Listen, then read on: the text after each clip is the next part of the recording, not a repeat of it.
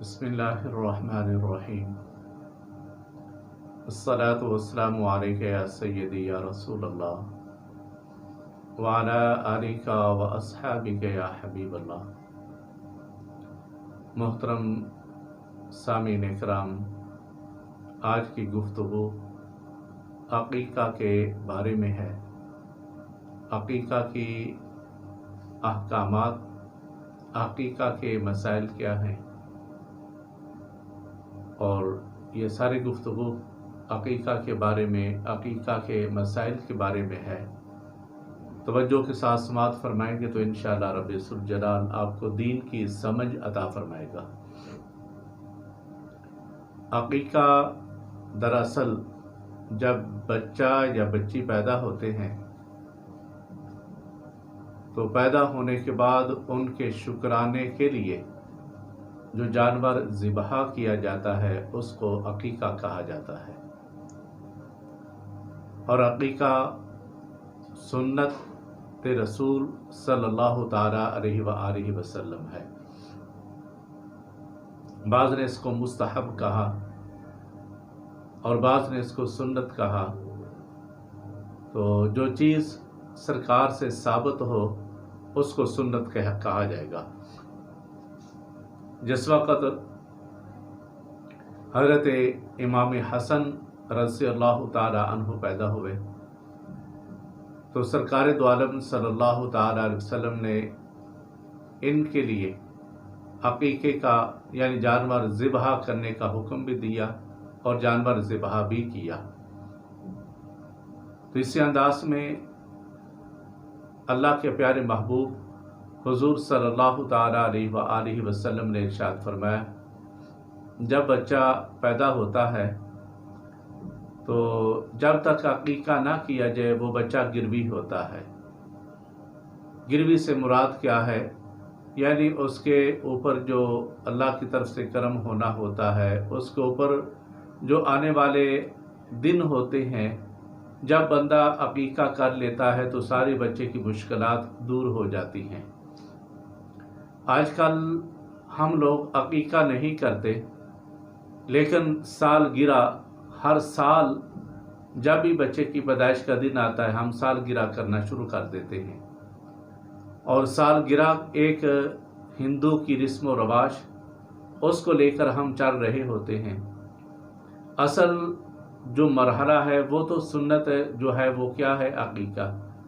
یہ سالگرہ منانا، ہر سال مہمانوں کو اکٹھا کرنا، فضول رسومات کے اندر آ جانا، طرح طرح کی اس کے اندر جو موجودہ دور کی نئی نئی چیزیں ایجاد ہو رہی ہیں ان کو لے کر چلتے جانا، طرح طرح کی ٹوپیاں پہن لینا، پھر اسی انداز میں کیک کاٹتے رہنا، یہ ساری ہندوانہ رسم و رواج ہے۔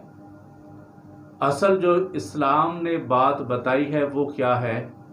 بچہ پیدا ہو تو اس کے شکرانے کے لیے کیا کرو؟ عقیقہ کرو۔ اللہ کے پیارے محبوب حضور صلی اللہ تعالی علیہ وسلم نے ارشاد فرمایا۔ تو اسی انداز میں حضرت علی المرتضیٰ رضی اللہ تعالی عنہ سے روایت ہے کہ جس وقت حضرت حسن رضی اللہ تعالی عنہ پیدا ہوئے، 7ویں دن تھا، تو آپ نے حضرت فاطمہ رضی اللہ تعالی عنہا سے فرمایا ان کا عقیقہ کرو اور ان کی حجامت بنواؤ۔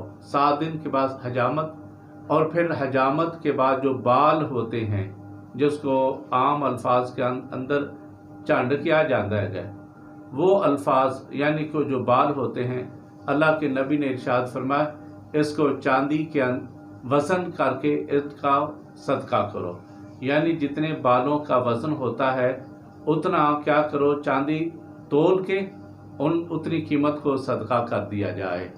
جو بھی اللہ تعالیٰ کے پیارے محبوب حضور صلی اللہ تعالی علیہ وسلم کا حکم مبارکہ ہے۔ تو ان کے ساتھ ساتھ عقیقے کے بارے میں دیگر جو چیزیں آتی ہیں ان کے اندر آپ مذکر اور مؤنث یعنی نر اور مادہ آپ دونوں لے سکتے ہیں۔ بچے کے اندر اگر نر نہیں مل رہا تو مادہ بھی جو ہے ان کا بھی کر لے تو وہ بھی جائز ہے۔ اسی انداز میں بچہ جو ہے اس کے لیے 2 جانیں، اور بیٹی پیدا ہوئی تو اس کے لیے ایک جان یعنی جانور کو ذبح کرنا، ذبح کرنے کے بعد گوشت وغیرہ فقراء کو، اہل و عیال کو کھلا دینا، اسی کا نام عقیقہ ہے۔ یعنی بچے کے شکرانے کے اندر جو اللہ نے آپ کو مال عطا کیا، تو بچہ جب پیدا ہو جاتا ہے اس کے شکرانے کے لیے جانور کو ذبح کر کے لوگوں میں تقسیم کر دینا، اسی کا نام عقیقہ ہے۔ تو عقیقہ کیا کریں، یہ سنت رسول ہے، اللہ کے پیارے محبوب حضور صلی اللہ تعالیٰ علیہ وآلہ وسلم کا فرمان عالی شان ہے۔ اسی انداز میں عقیقہ 7ویں دن، 14ویں دن، 21ویں دن، یعنی جتنی جلدی ہو سکے تو آپ جلد از جلد بچے کے سر کے اوپر جو وزن ہوتا ہے اس کو آپ اتاریں، یہ بھی ایک وزن ہوتا ہے، تو جتنی جلدی ہو سکے اس کو آپ جلدی اور جلد از جلد عقیقہ کر کے بچے کے اوپر تھوڑا سا یعنی جو اس کا اوپر وزن ہوتا ہے وہ سارا وزن ختم ہو جاتا ہے، تو عقیقہ لازمی کیا کرے۔ عقیقے کے اندر بعض فضول رسومات آ جاتی ہیں، تو فضول رسومات کو چھوڑ کے جو اصل اسلام کی روح ہے، اصل اسلام کی روح کیا ہے، گوشت وغیرہ فقراء کے اندر تقسیم کر دیا جائے۔ تو عقیقہ دراصل سرکار کی سنت مطہرہ ہے، اور اگر قربانی کے ایام آ جائے تو قربانی کے جانور، مثال کے طور پر آپ نے بڑا جانور لیا، گائے وغیرہ لی ہے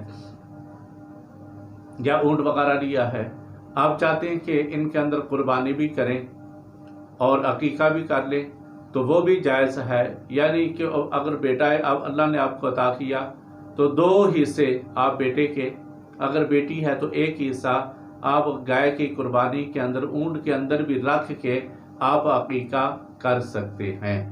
تو عقیقہ دراصل فقراء کی ایک ضیافت ہے، اہل و عیال کی ایک ضیافت ہے، اور اللہ کی طرف سے ایک شکرانے کا نام عقیقہ ہے۔ تو اس کے ساتھ ساتھ کیا دیکھیں کہ 7واں دن سب سے بہتر ہے۔ اگر آپ کو یہ پتہ نہیں چلتا کہ میرا بیٹا یعنی کہ کون سا آج 8 دن ہوئے یا 9 دن ہو گئے یا 6 دن ہوئے یا 12-13 یعنی تاریخ کا پتہ نہیں چلتا، تو آپ کو یہ پتہ ہونا چاہیے کہ یہ بچہ کس دن پیدا ہوا ہے۔ مثال کے طور پر بچہ پیدا ہوا جمعۃ المبارک والے دن، تو 7واں دن اس کا پیچھے 1 دن کم کر لیں، پیچھے جمعرات آتی ہے۔ اسی انداز میں یہ پیر والے دن پیدا ہوا تو اس کا 7واں دن کون سا بنا، اتوار والا دن 7واں دن بن جاتا ہے۔ یعنی اگر آپ کو معلوم نہیں ہے تو 1 دن آپ پیچھے کر لیں تو 7 دن وہ پورے ہو جاتے ہیں۔ تو جتنی جلدی ہو سکے عقیقہ ادا کرنا سنت مطہرہ ہے، اور ان کے ساتھ ساتھ جب بچہ پیدا ہو تو اس کو غسل دینے کے بعد جتنی جلدی ہو سکے اس کے کان کے اندر اذان پڑھی جائے، اقامت پڑھی جائے۔ حضرت حسن رضی اللہ تعالیٰ عنہ جب پیدا ہوئے تو سرکار دو عالم صلی اللہ تعالیٰ علیہ وآلہ وسلم نے ایک کان کے اندر اذان پڑھی، اذان وہ جو نماز والی اذان ہے، اسی انداز میں پھر دوسرے کان کے اندر اقامت پڑھی، اقامت بھی نماز والی۔ تو سب سے پہلا جو کام ہوتا ہے بچے کا وہ اذان پڑھی جائے ایک کان کے اندر، اور دوسرے کان کے اندر تکبیر پڑھی جائے۔ اب یہ کوشش یہ بھی کیا کریں کہ کوئی نیک صالح آپ کے ارد گرد، آپ کے محلے کے اندر، آپ کے رشتہ داروں کے اندر، آپ کے گھر کے اندر جو بھی زیادہ نیک پرہیزگار متقی ہے اس کے ذریعے بچے کے کان کے اندر اذان پڑھی جائے۔ یہ بھی سنت رسول ہے، یعنی کان کے اندر اذان پڑھنا، دوسرے کان کے اندر تکبیر پڑھنا یہ بھی سنت رسول ہے۔ اور اس کے بعد آج کل تحنیک یعنی گڑتی وغیرہ، زیادہ تر ڈاکٹر حضرات کہتے ہیں گڑتی وغیرہ دینے کی ضرورت نہیں، ماں کا دودھ پلا دیا جائے، تو وہ الگ بات ہے۔ لیکن سنت رسول کیا ہے؟ سنت رسول یہ ہے جب بچہ پیدا ہو کان کے اندر اذان پڑھی جائے، اس کے بعد یعنی اس کو کیا کرو، اس کو گڑتی دینے والا کوئی نیک صالح آدمی ہو جس کے ذریعے اس کو گڑتی بھی دلائی جائے۔ حضرت اسماء رضی اللہ تعالی عنہ بنت ابی بکر رضی اللہ تعالی عنہ فرماتی ہیں، ہجرت کے بعد جب میں نے ہجرت کی تو میں قباء بستی کے اندر پہنچی۔ ہجرت کرنے کے بعد مکہ سے چلی تو میں مدینہ منورہ کی طرف ہجرت کر کے میں جب پہنچی اور یہ حضرت اسما بنت ابی بکر رضی اللہ تعالی عنہا حضرت عائشہ صدیقہ رضی اللہ تعالی عنہا کی بہن ہے، اور فرماتی ہیں میں قباء کے اندر پہنچی۔ قباء مدینہ منورہ کے قریب ایک چھوٹی سی بستی ہے، ایک چھوٹا سا شہر ہے جس کا نام قباء ہے۔ سرکار نے سب سے پہلے وہاں مسجد کا آغاز کیا جس کو مسجد قباء کہا جاتا ہے، یعنی اس شہر کے حوالہ سے اس کا نام قباء ہے۔ اور سرکار نے سب سے پہلے وہ مسجد تیار فرمائی، اور وہاں حکم کیا ہے، جو بندہ وہاں مسجد قباء کے اندر 2 نفل ادا کرتا ہے، رب ذوالجلال کے پیارے محبوب نے ارشاد فرمایا ایسے بندے کو پورے عمرے کا ثواب اللہ تبارک و تعالیٰ عطا فرماتا ہے۔ تو حضرت اسما فرماتی ہیں کہ میں قباء کے اندر جب پہنچی تو میرے ہاں بیٹا پیدا ہوا۔ جب بیٹا پیدا ہوا تو میں نے اس بیٹے کو کپڑے کے اندر لپیٹ کر سرکار کی بارگاہ میں پیش کر دیا۔ سرکار نے اپنے منہ کے اندر کھجور کو چبایا، چبانے کے بعد وہ کھجور کو تھوڑا سا نکال کے سرکار نے بچے کے تالو کے اوپر لگا دیا۔ تو یہ کیا ہے؟ سنت رسول ہے۔ عقیقہ کرنا بھی سنت رسول، کان کے اندر اذان پڑھنا یہ بھی اللہ کے پیارے محبوب کی سنت مطہرہ، اور اس کے بعد گڑتی دینا یہ بھی سنت مطہرہ ہے۔ تو خلاصہ کلام کا یہ ہے کہ بچہ جب اللہ تعالیٰ آپ کو نعمت عظمیٰ عطا فرمائے، یعنی کہ اولاد اللہ تعالیٰ کی طرف سے ایک بہت بڑی نعمت ہے، بہت بڑی نعمت ہے، اور جب نعمت مل جائے تو اس کے شکرانے کے لیے سب سے پہلے کیا کرے، یعنی ترتیب اور مرحلہ وار، پہلے اذان، اس کے بعد پھر کیا گڑتی ہے، اس کے بعد پھر اگلا مرحلہ کیا ہے، اس کا عقیقہ کرنا۔ تو یہ ساری سنت رسول ہیں۔